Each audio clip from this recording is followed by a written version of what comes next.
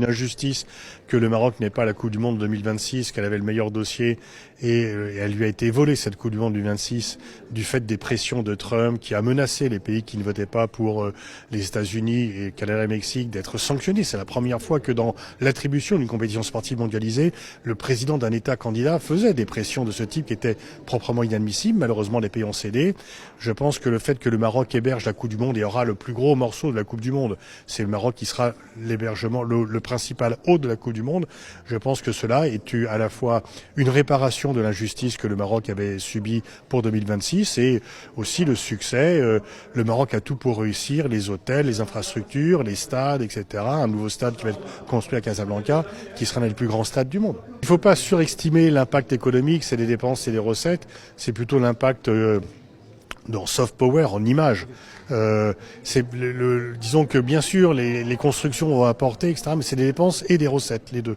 Mais un événement sportif mondialisé, l'impact médiatique, l'impact en termes d'image est beaucoup plus important que l'impact économique. Quel est votre avis sur l'initiative Atlantique Royale et les impacts que ça pourrait avoir au niveau du Sahel?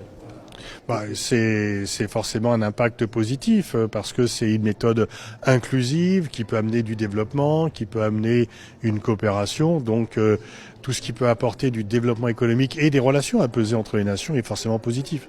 La France et le Maroc ont décidé d'ouvrir une nouvelle page de Ouais, relations. ouais.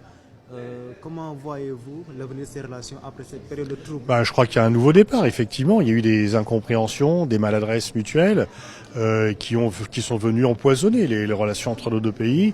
Je pense que tout a été fait de part et d'autre pour réfléchir aux conséquences de cette dégradation des relations qui était négative aussi bien pour la France que pour le Maroc. Et chacun a fait un pas et la raison l'a emporté. La raison et les sentiments aussi, parce qu'il n'y a aucune raison que la France et le Maroc soient fâchés. Les deux peuples s'estiment mutuellement, il y a une histoire commune. Et donc, il était tout à fait dommageable que ça débouche sur des relations moins apaisées. Heureusement, il y a un nouveau départ qui n'est que le premier pas vers des relations beaucoup plus suivies et développées entre la France et le Maroc, qui sont faits pour s'entendre.